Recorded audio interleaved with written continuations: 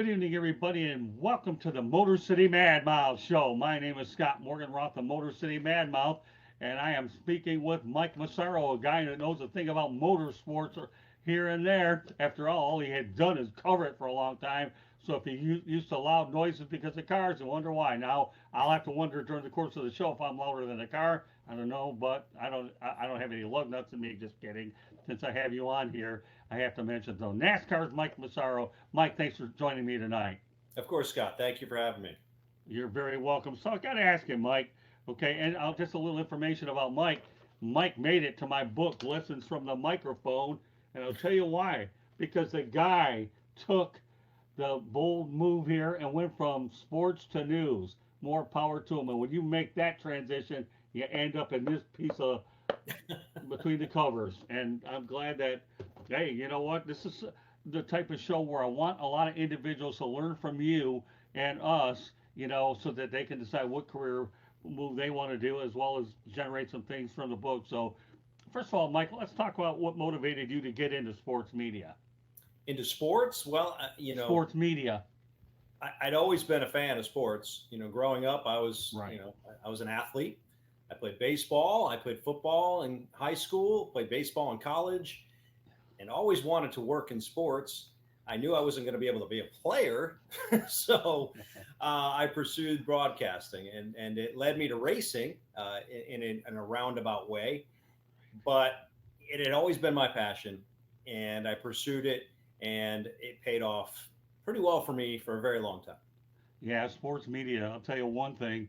To me, I've been in it since 1979. My first job was WXYZ Radio, which was ABC in Detroit. I'm sure you're probably familiar with WXYZ since you've probably been to Michigan ample times. I became a Yes. producer, ultimately worked my way on the air. There's always a way that you end up doing it anyway.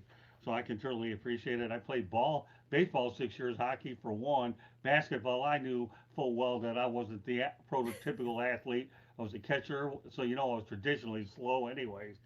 So let's talk about the fact that you just mentioned it. How, why did you get into auto racing? Well, as I mentioned, I was a sports fan.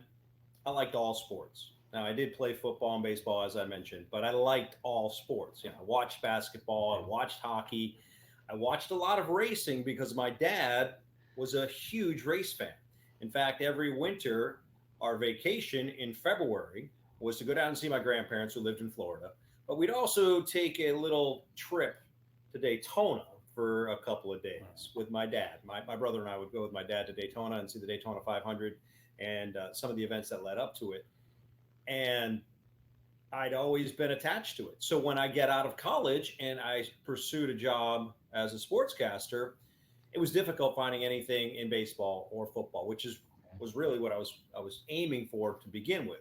But my father advised me to volunteer at a racetrack in Connecticut, the Stafford Motor Speedway, which is not too far from where I live now. I only live 20 minutes from there, and that was a pretty popular racetrack, not only here in Connecticut but nationwide. It had a following, and one of the people that worked there, Jack Arute.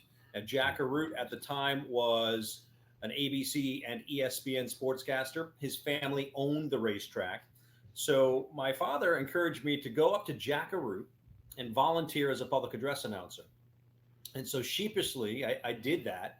And somewhere around 1993, 94, I volunteered, and Jack hired me on the spot to be a public address announcer. He took me under his wing. I learned a lot while I was there. That led me to so many opportunities. While I was there, I met Mike Joy. Mike Joy was also a former public address announcer and public relations director at the racetrack. He came from this neck of the woods, working at Stafford Speedway and Riverside Park.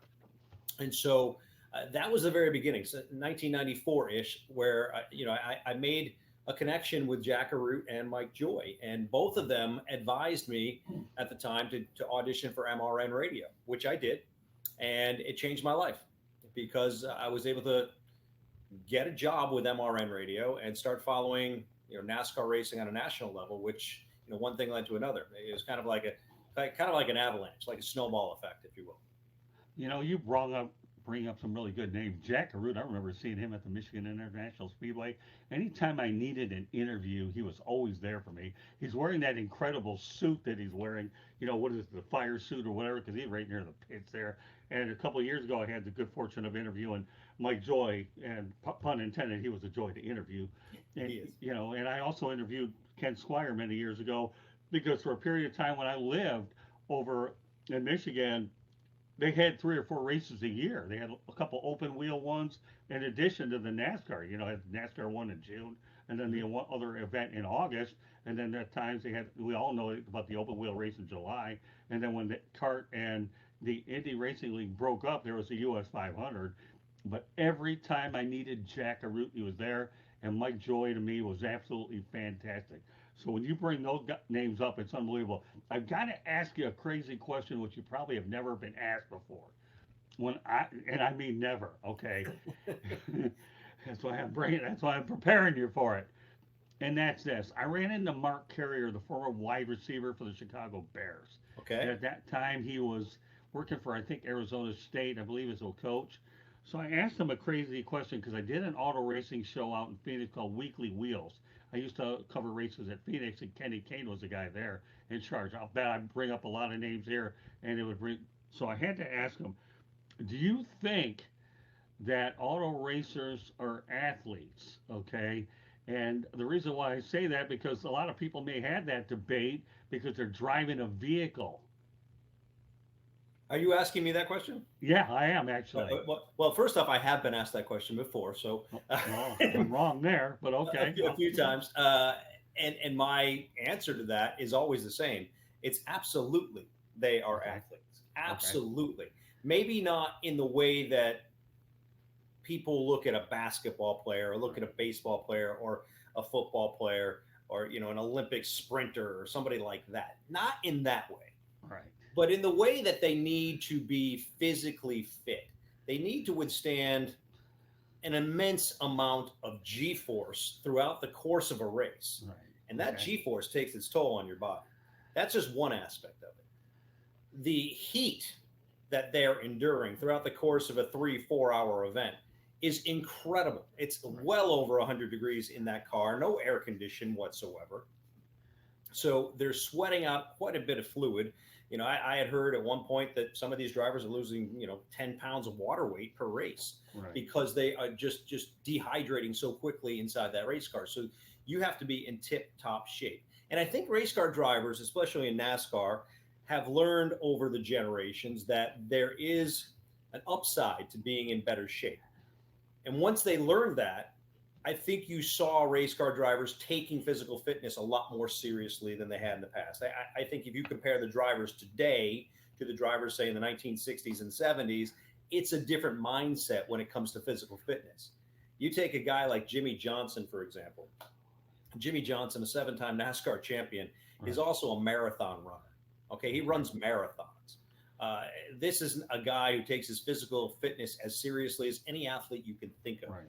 And I think so many drivers have seen what guys like Jimmy have done and have emulated that and have taken their physical fitness so much more seriously because they know it translates to better performance and quicker recovery between Mhm. races.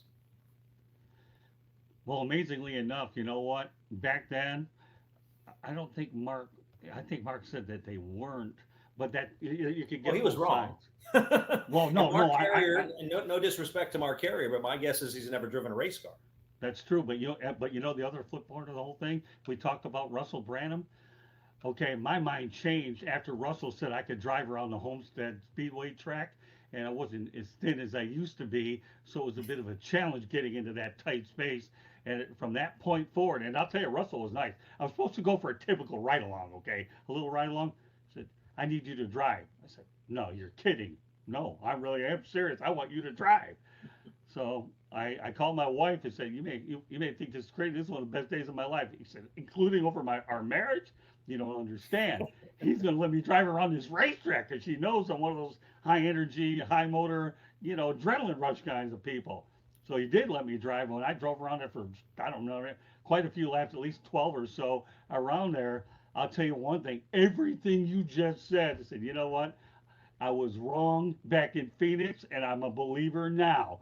These guys, if they're not in physical shape for several hours at a time, especially when you go into those races like the Coca-Cola 600, some of the big marathon, you're in trouble. You're never going to survive.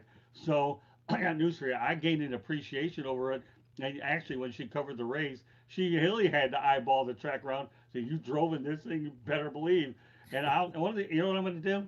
I'm going to send you a couple of pictures of me in the car when I take them up in the car, just so you know I'm a believer. You're right, Carrier's wrong, but that was back in 2000, and you know it is what it is. So, but yeah, it's a debate that has gone on for a very long time. has it really? Wow, no kidding. All right, well, it's good to know. Well, I'm going to send you those photos anyways because I'm a man of my word, just like you are. All right, so let's talk about your experiences at ESPN and NBC. Tell me what your experiences were like. Oh, okay. Yeah, So, that's okay. well, I mean, they were great experiences, of course. ESPN. It was a dream come true when I had the opportunity to start working for them in 2001. Mm-hmm. It did get off to a very weird start, though, and kind of a tragic start in some ways. Well, in a big way, not necessarily for me, but for the sport. The very first event I covered for ESPN was the 2001 Daytona 500. Wow. And Speed Weeks at that time, we were down there for a good almost 2 weeks, covering all the events that led up to it and what have you. And we were just churning out content day after day after day and doing what we do. It was also the first year of ESPN's contract where they were not allowed inside the racetrack. So all the interviews and what we had to gather were outside the racetrack. So that was a bit of a challenge. We did some things down at the marina, did some things outside the racetrack, the mall, across the street, things like that, because we weren't allowed in the racetrack. It was the first event where these restrictions were on us. Wow. Lo and behold, and I think everybody knows what happened in the 2001 Daytona 500. Yeah. Tragically, Dale Earnhardt was killed. Right. And that was baptism by fire for me, because I was certainly not accustomed to what was going to come in my direction in terms of the needs for the network. So many interviews, so many shows that I needed to report for. Obviously, it was a massive story. And, it was an emotional story, especially for people like myself who were very close to the sport and, knew Dale personally. So that's how it started. So a very strange start. But beyond that, we continued for the next few years, gathering content outside the racetrack, doing what we had to do at helicopter pads and places like that. Right. And eventually those restrictions went away. When RPM Tonight went off the air, those restrictions went away. And so I was allowed to go back in the racetrack. I believe it was in 2004, 5, and 6. Right. And then in 2000, I want to say it was 7 or 8, when ESPN became a broadcast partner, things changed a little bit again for me. I became a pit reporter in addition to doing reports for SportsCenter on the other shows. And, I just had such a great experience at ESPN for 14 years there. I left in 2014 when the NASCAR contract expired at ESPN. They didn't really have a spot for me. And at the same time, NBC Sports had offered me an opportunity with their team. So I went over to NBC Sports for a couple of years, 2015, 2016. It was a different environment, but a great team. I was so excited to be there. It was an amazing opportunity. Unfortunately, there was a lot going on behind the scenes for me in 2016, both with the job and with my personal life. And I had to step away from it. And that's what I did in 2016. And I got out of the sport. It was a hard decision, one that, looking back, I wish I didn't have to make, because I miss the sport immensely. But it was one that I made, and it led me in a different path. I think you alluded to it at the beginning, Scott, how I ended up in news. But that's essentially, the reason why I ended up in news, because, once I got out of racing, it was so difficult to get back there. Yeah, well, I'm going to get to that in a moment. Great minds think alike. GMTA, don't forget it. If not, yeah. Okay, but yeah, but briefly, what was Dale Earnhardt like to work with? Did you and him get along pretty well? Yeah, but I was a young guy, right? So I was a young guy. I wouldn't say I had the same type of relationship with Dale Earnhardt as some of the older veteran reporters at the time. People like Dr. Jerry Punch, Alan Bestwick had a pretty good relationship with him. Steve Burns, I know, had a good relationship. Randy Pemberton had a great relationship with him. I think, those were people who were established in the sport when I was just coming in. So they had a deeper relationship with Dale than I did. But what I can remember about Dale is that he was very matter of fact, very, this is the way it is. And, he had a way of just explaining things just so easily to understand. And, I like that about him. As far as a race car driver, just hard nosed, he wasn't going to take anything on that racetrack. And, he earned that moniker, the Intimidator, for a reason. And he was an incredibly talented race car driver, obviously. Perhaps the best that the sport has ever seen. Certainly right up there with the others that might be considered the best. So still to this day, he has a huge following, just a gigantic following because of what he represented in the sport. It's amazing how you talk about that in Earnhardt sense. I remember working as a young reporter.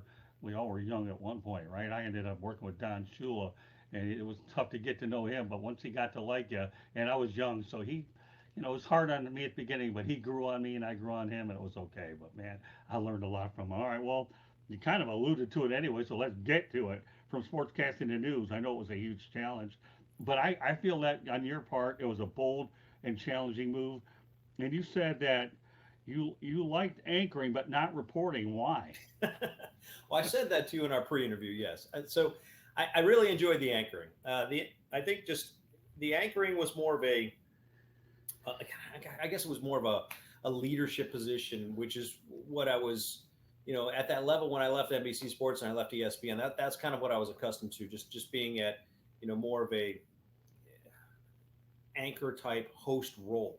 Right. So I was so much more comfortable in that role than I was as a reporter for local news. Now, reporting for local news is hard. A lot of people don't realize what local news reporters have to do and the deadlines they have to deal with, the content they need to churn out each and every day in the amount of time they have to do it. Yeah, it's incredibly difficult to achieve those deadlines, and there's a lot of stress involved. And there's a lot of little things that are involved that you might not think of. Like, every story you see on local news generally has, some of the citizens from that community in the story. Right. Well, just trying to gather those interviews with those citizens is a challenge in itself. I mean, essentially what you're doing is you're running around parking lots, grocery store parking lots or shopping plaza parking lots, asking people to talk to you. And sometimes they will, sometimes they're too shy to do it. Other times they just don't like the news and they'll tell you so. So it was sometimes difficult to get those interviews. As simple as it may seem, it was difficult. But in order to turn a local television story, you have to have the people in the community in the story. So you'd have to chase them down. Meanwhile, you're looking at your watch saying, oh my goodness, my story's due in a half hour and I don't have enough interviews. So it's a challenge as a reporter, but that's how you earn your stripes. And there's quite a few people out there. If you notice in your local news, most of those reporters are a little younger than me. So they're paying their dues and they're doing a great job at it. And eventually they're hoping to be on the desk as an anchor. And that's where I was hoping to be too. Yeah, crime and politics would certainly be something that after a while would be a little tough. And it's hard. I don't even watch the local news anymore now because, I think as a average watcher or viewer, you come to expect that kind of stuff. You don't want to always be down, but they have a job to do. I remember when I was working at Channel 7 here in Miami, doing a lot of sports, but when one of the sports guys I know that I work with moved, to a different area, I kind of dived into news a little bit and hung around, and I was just shadowing and taking notes. So I was able to pick up on a lot of things you just alluded to for sure. So, but I give you a lot of credit though. You have to kind of reinvent yourself a little bit, and we'll talk about how the sports jobs are, in a matter of a few minutes. So talk to me about the old school versus new school podcast that you were involved in. I'll bet that had to be pretty interesting for you. Well, the podcast I think you're referring to is the one I did with Best Version Media last year, right? Which I had a great time with. We had drivers and crew chiefs on each and every week. Best Version Media, which is based in Milwaukee, would put the package together, but I would coordinate the interviews and do the interviews. They would only be about 15 minutes long. They'd appear on YouTube. I think they're still there, folks, if you still want to go to the archives and check them out. There's some really good interviews. They may be a little dated because we try to keep everything as current as possible. But it was a great opportunity for me to reconnect with so many people that I hadn't spoken with in a long time because I've been removed from the garage. I've always stayed as close to it as I could. I pay attention to it on television, watching the races, watching Race Hub, and all the ancillary programming that goes around the sport. Follow it obviously on social media. There's quite a few people that I follow, and I'm on it daily. But I hadn't had that personal touch. So to be able to do the podcast and speak with drivers like Joey Logano and Denny Hamlin, Ricky Stenhouse, and so on and so forth, and you name them, we talked to them.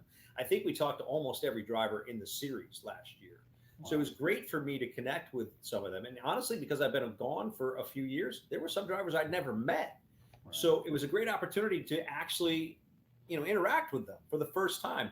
And I was flattered at points where some of the younger drivers who I hadn't met knew who I was, which made me feel pretty good because, I miss it. And I'm glad that, some people still remember me there. So that's good to know. So tell me, what's your perception of podcasting? I think it's here to stay. It's definitely, there's how many? Let's say there's millions of them out there right now. It seems like everybody has one.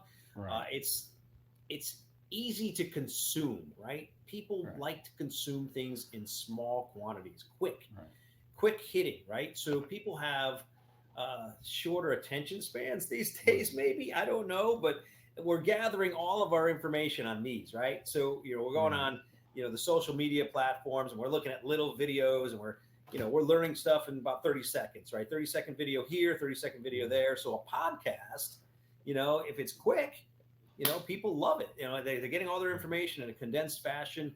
You can also get it on the go. You can certainly listen to one on the radio in your car if you're on a long drive or something like that. And you can find a podcast for just about any subject, right? So if you're a fan of racing, obviously there's plenty of podcasts out there for you to listen to. Some really cool ones right now. My favorite right now is the one that Dale Earnhardt Jr. is doing. I just think he allows people to come out of their shell, and they engage with him like I've never seen other people engage with any host. So I really love the Dale Earnhardt Jr. podcast. Denny Hamlin's is fun, and there's so many. I'm certainly going to leave some folks out there, and I don't mean to, but again, there's something for everyone, whether it's racing, baseball, football, whether it's knitting or crocheting or cooking, there's something out there for you in the terms of a podcast. So tell me, what do you think the average length of a podcast should be? If you have a younger person, a lot of people wonder how much is too much and how little is too little. I don't know. I don't have the answer for that. I know when we were doing the podcast last year, the folks with Best Version Media would have weekly conversations with the folks at YouTube, because YouTube had an idea on how to make a podcast and what was ideal for them. And I think they wanted to keep it tight. They wanted to keep it short. Right. But I know there's some that are, as long as an hour or 2 hours long. And those are perfect for, like I mentioned, if you're going on a long drive and you want to listen to something, that's perfect. But if you're, someone who just wants to, you're on your lunch break and you want to catch something real quick, maybe you want a 15-minute podcast. Right. That's a good answer. Right. And a lot of people will learn from what we're talking about here. Let's talk about sports jobs. They're changing, and we alluded to the fact that nowadays they're not the highest paying jobs. In fact, I've seen news departments shrink to a point where they're only looking at about 90 seconds to 2 minutes, except when you have the Sunday show at night, which is about 30. So tell us a little bit about what your perception is in terms of how much they are changing. Well, I think it is changing. The landscape of local television has changed quite a bit. The needs have changed. The battle for ratings has influenced things. Right. Again, the competition for eyeballs has changed because, as we mentioned, there's podcasts and there's social media, and that has fractured the audience a little bit. Mm-hmm. So I think the local news has really placed an emphasis on other things. A lot of it's been placed on weather, and certainly the hard-hitting headlines of the day. Sports seems to have fallen by the wayside a little bit when it comes to local news. Right. And I think a lot of that has to do, again, with the fact that you can get instant information on your phone.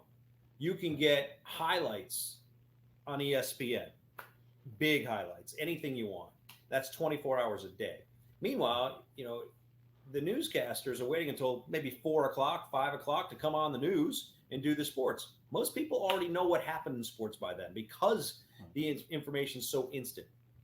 And because of that, the stations just don't see the value as much in investing in the sports department, at least not in some of the middle-sized markets and the smaller markets. Perhaps in the larger markets, perhaps in a place like New York or Philadelphia or Dallas, maybe Miami. A big market like that could probably have a traditional sports department. They probably still do. I haven't worked in one of those stations, so I don't know for sure. But I worked in Hartford, and I know that the sports people work incredibly hard. And the reason for that is they don't have the resources they once had. Your sports people are what they call MMJs, or multimedia journalists, which a lot of the actual news reporters are as well. Right. But essentially what that means is they're a one man or one woman band. They're going out there with a camera and they're shooting 3 or 4 games, right? And they're rushing back to the studio and they're editing highlight packages of these games. Meanwhile, they're also writing the story, they're building the graphics, they're producing the entire segment for the news producers, and then they got to hustle out there on the set and perform. To me, that job used to be 2, maybe even 3 people 20 years ago. Yeah. But it's not the case anymore. Now it's the job of one person, and it's a hectic job. And unfortunately, they're not getting paid as high as the news anchor is. I can assure you of that. And so it's a hard job. And because of that, you're seeing a lot of the mainstay sports people of the world, people that have had the sports director position for 20 years, either retiring or moving into news, becoming news anchors, because it suits their skill set a little bit better. The job of a local sportscaster has changed so much in the last 20 years that, the older generation, unfortunately, unless we keep up with the technology and learn how to shoot, learn how to edit, and do all that as quick as they do, then it's a hard thing to continue. That's a good point. I know I know a lot of guys that are taking the buyouts, retirements earlier. And yeah, you're right. I mean, and I also can tell you right now, many years ago, you went to a smaller station, you get to a top 10 market. Now, a lot of these top 10 stations, like for example, Detroit, they can bring somebody in locally that fits a lot of their criteria, and they don't have to spend about the high profile guy, because a lot of things have been de-emphasized.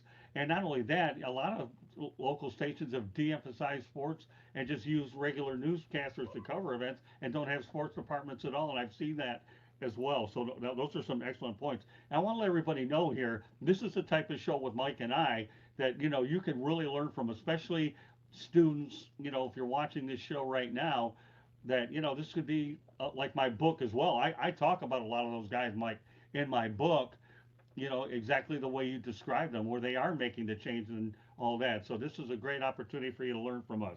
So great points, Mike, all the way around. So, so let's talk about streaming. I mean, let's face reality. I'm streaming this show, right? And everybody's streaming on the planet. Mm-hmm. And now I know it's affecting movie theaters as well as others. So give me your thoughts about streaming first and some of the other industries for which it's affecting. Well, it's the future, and it's already here. Shouldn't say it's the future, it's the present. Right. Streaming networks are the way people are consuming content these days. I know that I joined the millions of other Americans recently in cutting the cord, and I no longer have cable TV. So people are streaming their content, whether it's, on Amazon Prime or ESPN Plus or Hulu or any of those, right? Netflix. That's how people are consuming content. And it is affecting the overall landscape of television. I know ESPN went through some major growing pains as a result of it. They were trying to figure out for a very long time how to harness the power of streaming. They've done that, but it took them some time. And unfortunately, I think it affected a lot of people over there. Then you saw the layoffs that happened at ESPN for several years. A lot of great people who were let go, and I think that some of that probably had to do with the fact that the business model changed, and they weren't quite ready at the time. They are now. They figured it out. Hopefully, that allows a place like ESPN to bring some of those people back. But I don't know if they will, but that's my hope, because I know there were so many good people that were let go. Yeah, I know a lot of major sports like the NFL, NBA, NHL, they're all going to streaming. Did you ever hear a guy by the name of Scott Wally years ago? No, I don't. No, he actually used to work at ESPN in Detroit, and he went up to Hartford. That might have been a little bit before he got there. Just curious. Okay, so let's talk about today's TV personality in general. We talked about the fact that it's youth valued and what they're looking for. What? Enthusiasm, good looks. It doesn't help us older guys, but if you're good looking and you have enthusiasm, you're probably halfway, 3/4 of the way in the door. Does ability have anything to do with it? I'm kidding with you, but let's put it all in perspective. Well, I mean, television is one of those mediums that's been the same for generations. Yeah, they want they want a good-looking person on television, of course. Right. Someone who is well-spoken, someone who has personality. Personality is a big part of it, right? You want people that are watching to want to watch you, right? They want to feel like they're in the living room with you, hanging out. So personality is huge. And so that's what you're generally seeing on networks today. Youth's a big part of it, but I'm not saying it has to be. Right. There's plenty of folks that are our age, Scott, that are out there. And thank goodness, Right. there's something to be said for experience and wisdom, if you will. So, I'm not saying it is totally for young people. No, there's a place for all of us. But certainly, television will always, look for those folks who not only have inside information, but can deliver it in such a charismatic way. I know people tell me I have a face for radio and I have a deep voice. Let me tell you, I don't know. You can judge it. You've been on here with me about 30 minutes or so. I'll let you draw your own conclusion if one or both is true, whatever. I don't know.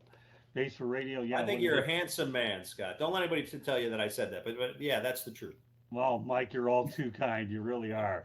And like I said, I'm proud as heck to have you as a friend. And it took a lot. Let me tell you, that book took me about 5 months to talk about 44 years in this business, and I'm writing a part two. And one of these times, I'm going to get you a copy of it as well, because you deserve it. Just to show you my appreciation for doing this. Yeah, I appreciate the kind words. I got to tell you a funny story. I'm over at a local restaurant in Coral Springs, and I went in there, just opened up, okay, and I'm doing a show with another colleague from another area. He asked me to do a podcast with boxing. I'm the only one in there, so I told him you have to turn the radio down. And the guy, and I'm sitting on one end of the restaurant, Mike. I'm telling you, those ceilings are way up there high, and he could hear my voice booming from one end of the restaurant all the way to the kitchen, which was way over there. He said, "Man, Scott, I've never seen a voice boom like yours. The way it went from top, bottom, and east and west, it was unreal." Wow. Well, I mean, hey, it's good to have pipes, right? Yeah. I'll tell you, if there were two do-overs, I wish I would have had. I wish I would have been able to have more play-by-play opportunities.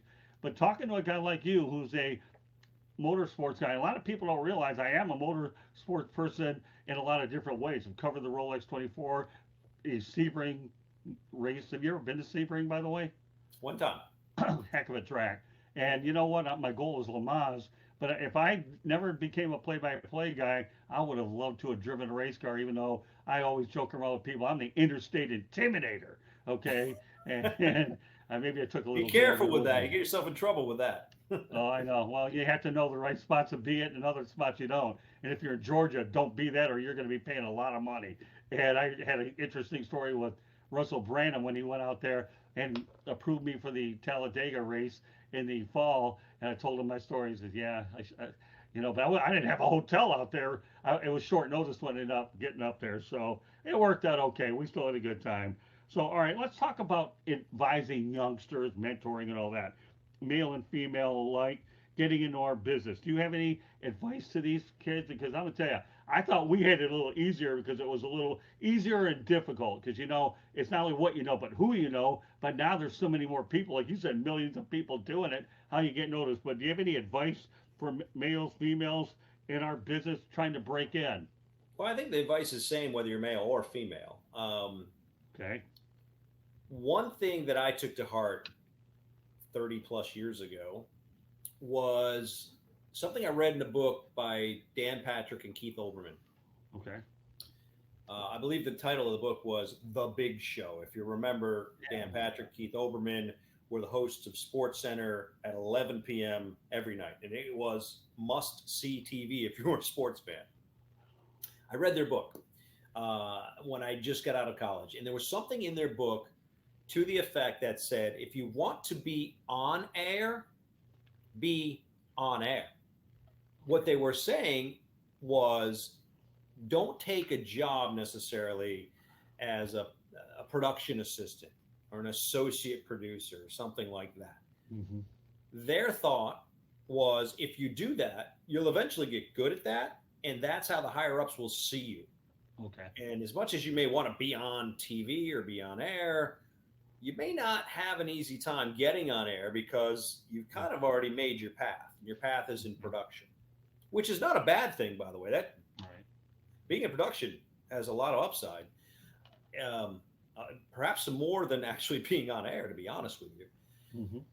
But I took that to heart, and that's why I volunteered at the Speedway, because I wanted to be on air. I needed to develop my skills. I needed to learn how to ad lib. I needed to learn how to deliver broadcasts. Okay. And I needed to work around other people who had already done that so I could learn from them. So I would advise folks to find ways to be on air, even if it doesn't pay you.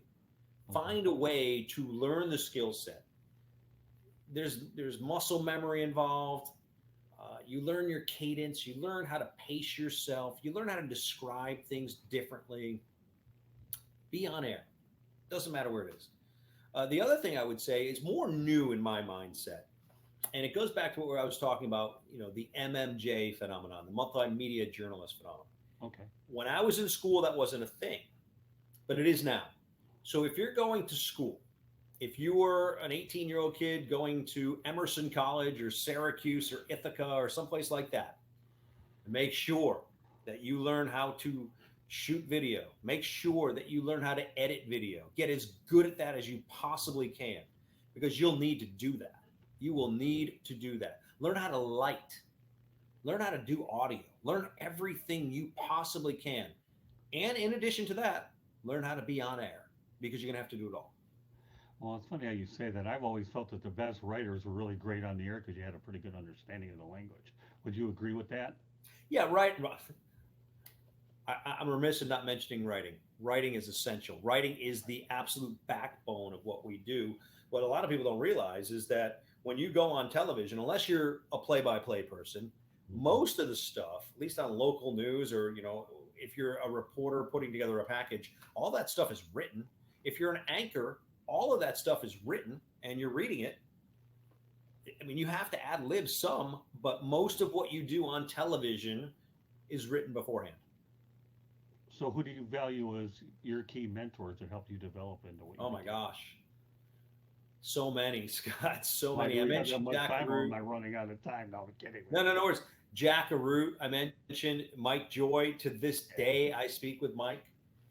I can't say enough about Alan Bestwick. Okay. Alan Bestwick and I have become really good friends over the years. I started working with him when I worked at MRN Radio, and he has opened doors for me along the way, including the ones to his own home in Charlotte at one point. When I moved down there, I lived in his house for a week because I had nowhere else to live, but I had a job offer in Charlotte, and I moved from Connecticut, and Alan said, why don't you just stay at my house? I stayed at his house. That was probably 1999. Okay. Alan and I have stayed close ever since. So I consider Alan a huge mentor. Those are really the three that stand out for me. The three people who have really gone out of their way to help me. But certainly I've learned from so many others. I mean, I've learned from Doc Punch, Dr. Jerry Punch. Working with him, he's a legend. When you're a pit reporter and you're working with Dr. Jerry Punch, you try not to let him know that you're in awe, but you are in awe because he's great. And I was able, to work with him. Jamie Little, I got to work with, loved working with Jamie so much. She was a lot of fun, and her career has blossomed since we worked together. Not that working together had anything to do with it. She did it all on her own. She's great. Just so many people that I've been fortunate enough to work with over the years. So just so thankful. I think the two main mentors that I've had were Ernie Harwell, the former broadcaster of the Detroit Tigers. I'm sure you've heard of him. Yeah, and of course. I'm sorry. Yeah, I have, of course, yeah. And then another one is Tony DeMarco. I think he's currently living in Phoenix, but he also lived in Colorado. Have you ever heard of Tony as well? I have, yes. Yeah, actually, he was the one who taught me how to write many years ago. And I've had a longtime colleague, George Eichhorn, and I, who I work with. But Tony and Ernie were two of the biggest people I've had. I've had a lot of other ones, don't get me wrong, but those two stand out. But I think it's important that every person has a mentor that they know that they can trust, and you take somebody under your wing. For example, I have a young lady that I'm working with now, trying to teach her. She's as raw as you can get. But I'm gambling. I've never mentored a young 20-year-old female, so it's new to me. But if she does well, I feel, well, this might be an opportunity for me to mentor and train others and be able to make a little bit of money off of it. But I'm working with her, and she's young, she's raw, and obviously she doesn't have any social media nowadays. To survive in this business, you have to really be on top of your social media as much as I can, because you don't have the luxury of ABC, CBS, NBC, or Fox doing it all for you like we did back in the day when we started. Now you have to do it all on your own, and the algorithm. I'm not getting into that; it's just ridiculous. But that's why I developed the passion to write my book. So tell me, would you return to NASCAR if the opportunity presented itself? Because right now you told me that you're a fan of the sport, but you can't sit here and tell me that you don't have the itch to go out there and get back behind there and go to pit road and all that. If one of the new networks, Amazon or TNT or the CW, were to call me right now, Scott, I'd have to hang up with you and take the call, because that I would absolutely jump at the opportunity. Yeah, I would love to go back. As I alluded to, when I left NBC Sports, there were a lot of reasons for it. Right. But looking back, I wish I didn't have to do it. I would tell you to do it in a second, and we could do it later. I wouldn't care. Yeah, I'm always going to be your biggest admirer. I can't say fan because you're just a friend. So I think friend is a bigger level than a fan. Don't get me. You know where I'm going with this. Mm-hmm. So, okay, let's talk about the fact that you're self-employed, that you're a consultant. Tell me what a lot of that entails. I know that you could go a lot of different directions with this, but what are some of the things and responsibilities that you like to take being self-employed? Well, I'm looking for full-time employment. First off, I'm doing the self-employment thing just as a necessity at this point, but I'm always open to help young talent, maybe coach them a little bit. And some of what we talked about, I've seen a lot in this business, and certainly could help young talent. If young talent needed representation and couldn't find any from a big agency, I'd be happy to do that for them as well. Okay. Because I've gone through several contracts myself, and I know the ins and the outs of that. Beyond that, I can do media relations for any corporations who need to understand how to deal with the media. They're looking for a spokesperson, what have you. Right. Those are types of things I've done. And mostly what I've done actually with my self-employment, I've been a freelance on-air personality. So I've done various things for little entities, one of which was Amazon Prime. I don't know if you've seen the show The Boys, but I'm in The Boys, episodes 2 and 3 in season 1. So you got to look closely. I'm on the screen for about 10 seconds, but I did a little acting, I guess, so that's fun. Well, I'll tell you, folks, let me just give you some information about Mike, because he knows I'm a thorough individual when it comes to preparing for stuff. This guy's been in TV since 1999 and radio in 1994. So, in my opinion, I know that Mike knows what he is talking about.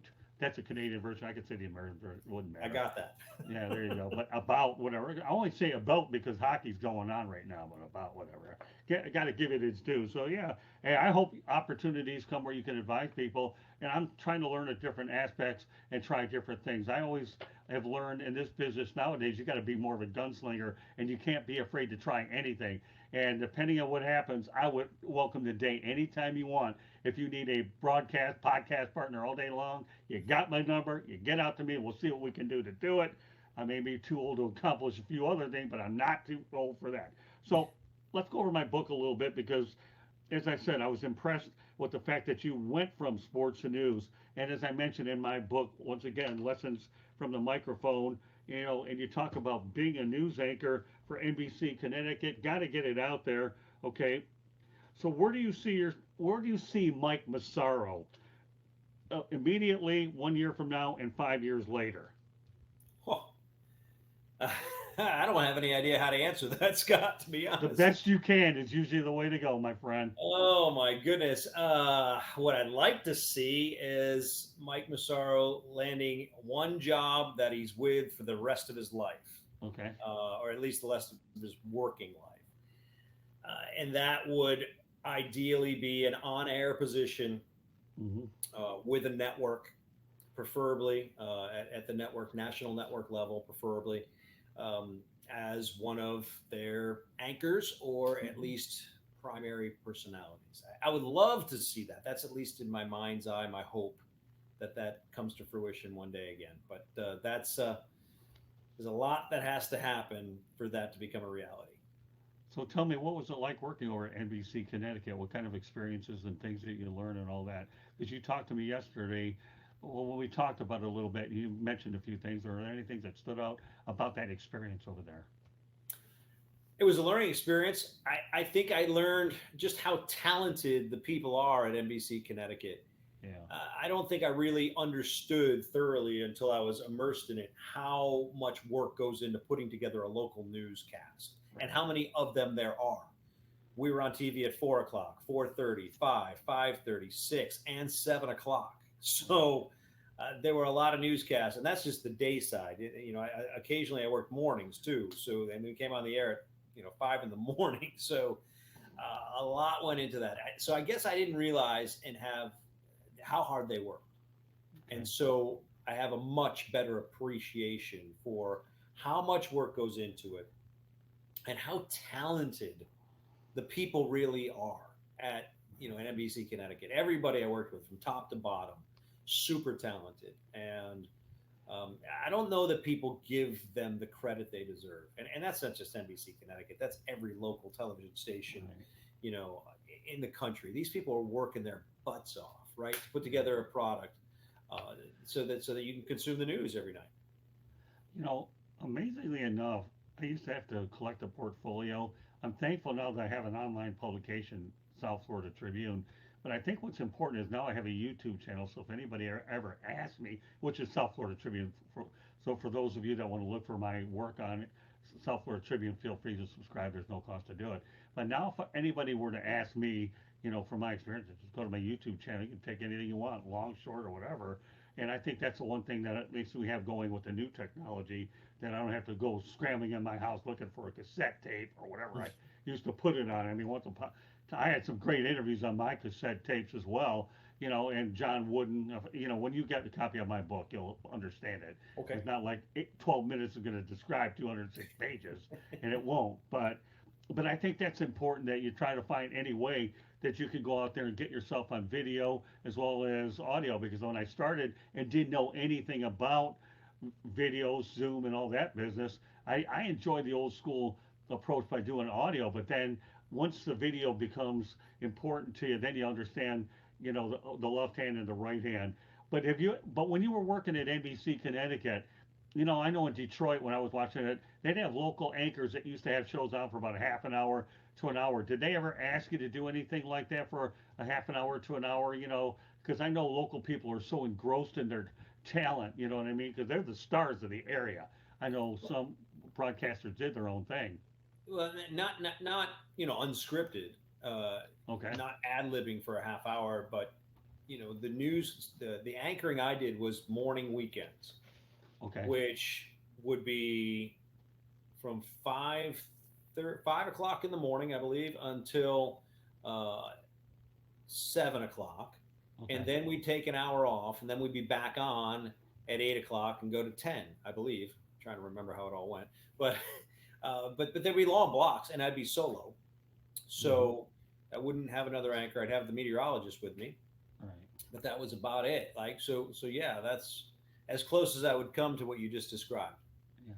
Well, let's face the reality. If you're living in Florida, you know darn well the sports guy is going to get about 90 seconds to 2 minutes. If you're lucky, of course, if you're a Florida Panthers, you might get another minute out of it. We'll see whether they can pull it off. That'll be another conversation for another day. But let's face the reality: the weathermen, there's no shortage of airtime with them when you're dealing with the hurricanes for sure, and the tropics. Well, you're in the middle. You're in Boston. I mean, have you become a New England sports fan at all? Have I? I'm a diehard New England sports fan, Scott. I've Okay. celebrated the Celtics' 18th championship this week. That was Yeah. exciting. I'm a Patriot fan. I've been a Patriots season ticket holder, believe it or not, since 1994. So I've seen some lean times and I've seen some good times, some really good times. Me So too. I'm a Red Sox fan, again, good and bad. so, Yeah. but I'm not necessarily a Bruins fan. I know you're a hockey guy. I've learned to accept the Bruins, but I'm a Whaler fan, right? So I'm from Hartford. So Yeah. I'm a Hartford Whaler fan. That's always been in my heart. So when the Bruins would come to Hartford, Yeah. the what was then the Civic Center where the Right. Whalers played would be filled with the opposing fans, the Bruins fans. And as a Whaler fan, that bothered me. And then as a person who went to college in Boston and would get razzed by all the Bruins fans, I didn't like that either. So I've had a hard time rooting for the Bruins, even though the Whalers aren't here anymore. But Well, I have but to admit, I'm a New England sports fan, Scott. Yes, that through and through. well, I'm into Detroit all the way. I mean, the Red Wings are the team. I live in Florida. I love the weather down here, but I'm a Metro Detroiter through and through between. I really am. I don't care. I mean, Tigers, Red Wings, Pistons, Lions, the good, the bad, and the ugly. Of course, we've seen a lot of that. But because of the Detroit Lions PR staff, I got to cover 4 Super Bowls, so I'm not going to complain about that either. But but but the reality is, I think that's the one thing that when you have a fan inside, you can probably relate your experiences a little bit better on both sides, knowing that you've been able to see it on both ends, right? You put yourself Yeah, into the story a little bit. yeah. I mean, your passion comes through, right? And that's what excites people on the Right. other end of the microphone, the people that hearing it.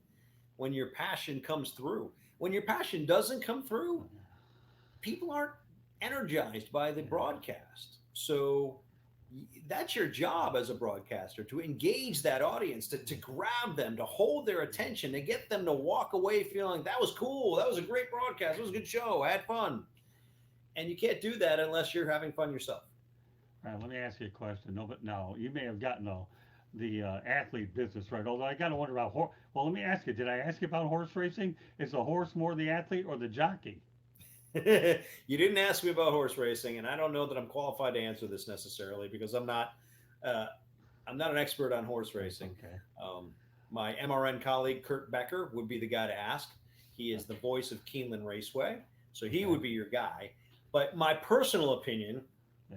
is I mean, listen, those jockeys are out there busting their butt too.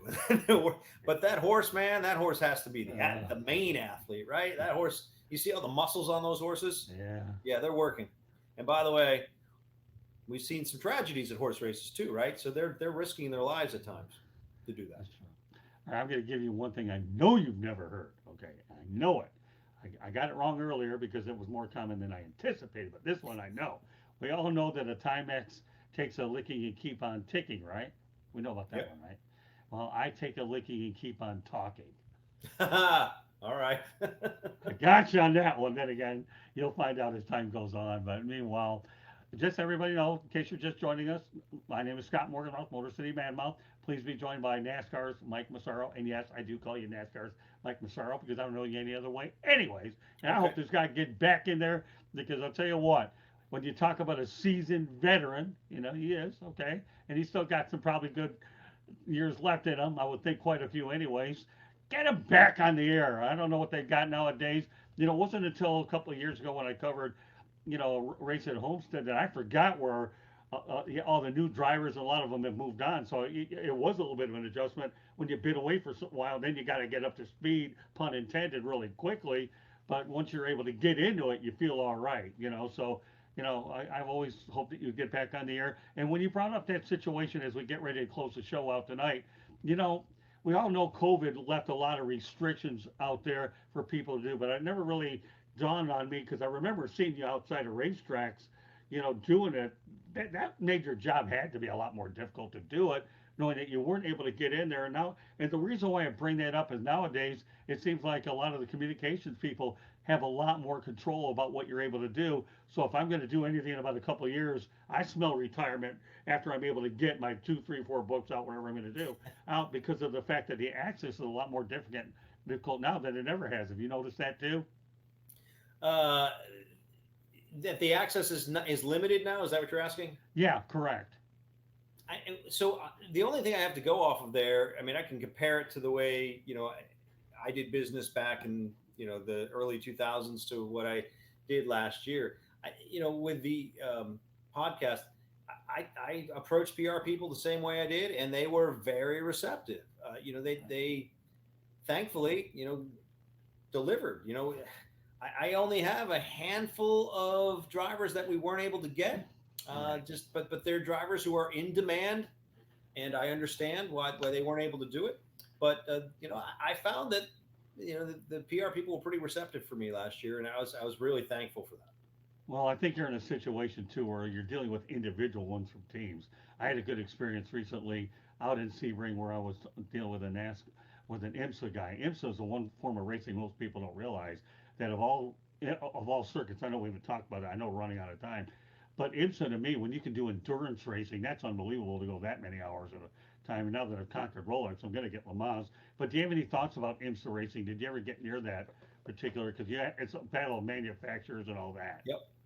Unfortunately, I never had the opportunity to broadcast an IMSA race. Right. But I watched them, and I watched them on TV, and it's fascinating to me the way that all works, with the driver rotations and things like that. Right. It's fascinating to me. I just try to mentally channel how they do that, how they're rested enough to do their stint and be fresh enough to, hit their marks everywhere they need to hit their marks. Because it's not, can't be easy.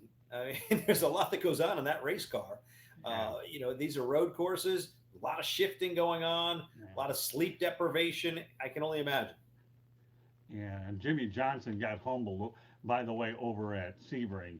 If you ever talk to Jimmy Johnson, I'm sure you will, ask him what it was like to race over at Sebring, and he'll tell you exactly what I'm telling you.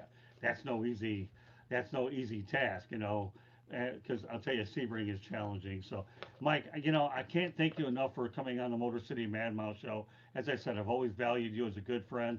I look forward to meeting you in person when the situation presents itself. But I hope everybody was able to gain a lot from this show because I know Mike and I talked about a lot of different things.